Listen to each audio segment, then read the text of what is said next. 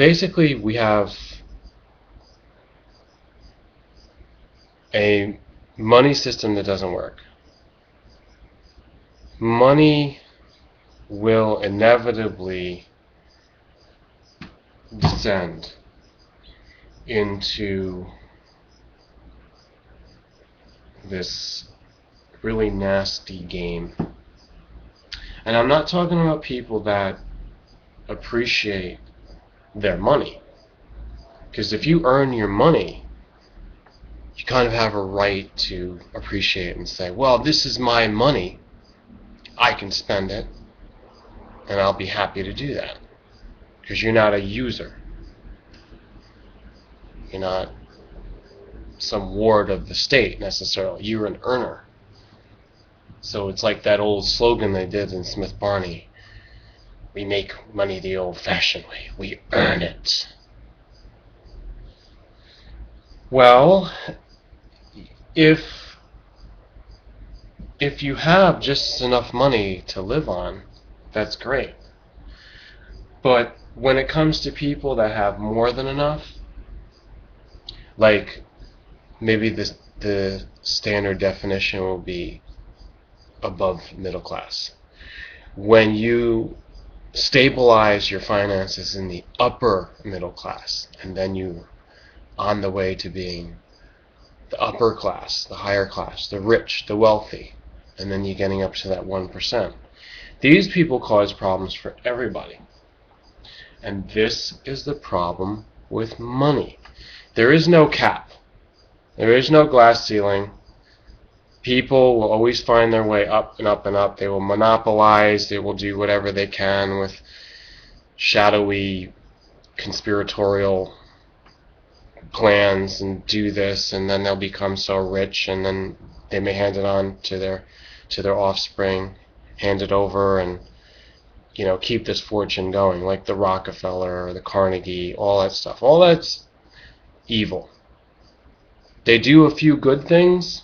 They support the arts here, they support this here, but overall, when you give yourself the time to study it, you will find that it's evil. It's not worth the little perks that they're doing for society, the little benefits, the little philanthropy, as they call it. And it's not worth it because they're causing a much more major problem. They want to gloss it over.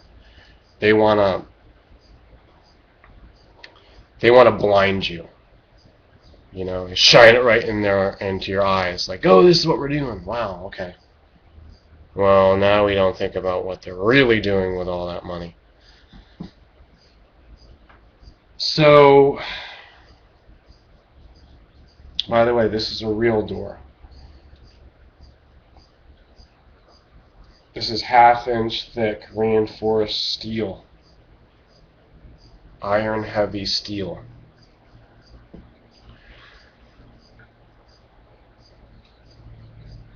What I think we should do with money is split the economy in two.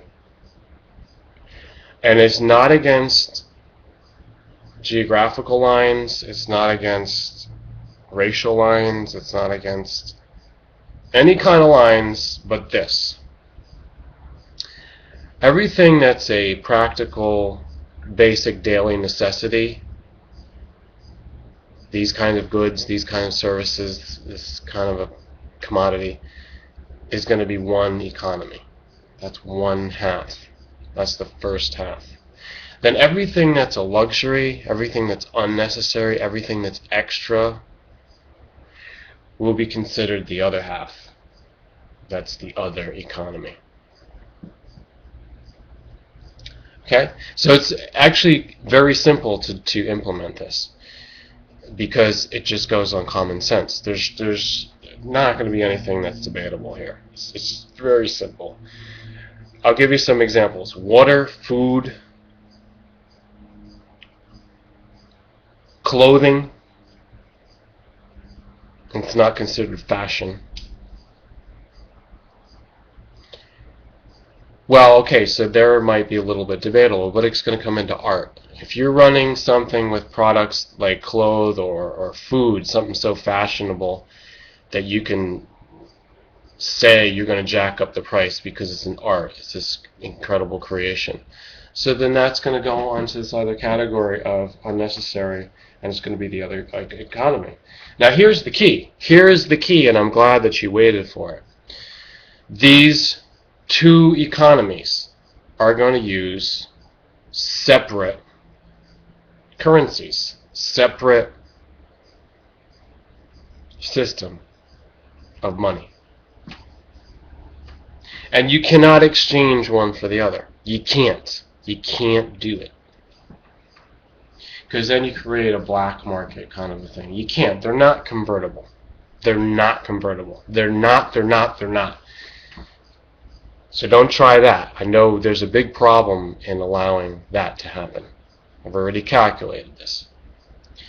If you want to earn luxury money, you're going to do luxury work, because that's how you get paid that. If you want to earn money for the stuff for foods and all that, then you have to do that kind of work to earn that kind of money. If you want food, and there's no more welfare, we're going to do away with the socialist programs, garbage. Nobody has any exceptions to this. And we're talking about work camps that have to be set up, and they're decent ones. It's not a connotation of, it's slavery or anything. This is like a decent work camp. You're going to learn the basics, and you're going to do work to make the money for the basics, basic money.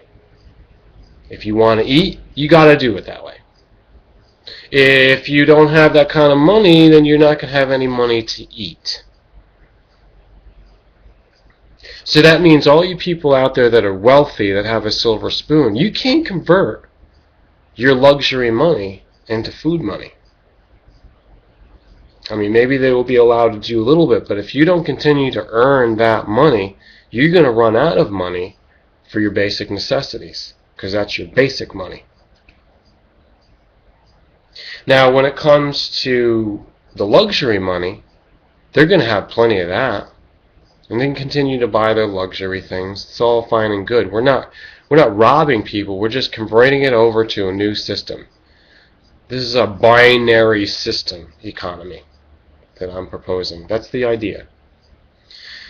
So in the basic money, you can use that for getting all your basics. So in other words, the easiest way to get food is by working in the food industry. You can either work in a restaurant, you can work in a food factory, you can work directly on the farms. You'll have money for food. Or you can do barter. There's really great things in agriculture that are set up locally, and if you don't have one in your local area, then I feel sorry for you for not experiencing that. But if you do want to experience it, you go anywhere you can to where they have localized economy. It's called community supported agriculture, CSAs, or that type of thing. And if you know what I'm talking about, you're one of those people who know you won't live life without it. It's one of the greatest things that puts you back down to earth, plugs you right in, gets you into reality. People that haven't had that, I'm just talking to you now. I'm just talking to you. You don't really know. If you haven't put your hand into the dirt, you haven't done anything manual, no manual labor, you don't know what I'm talking about. But I want you to know. And that's the whole solution.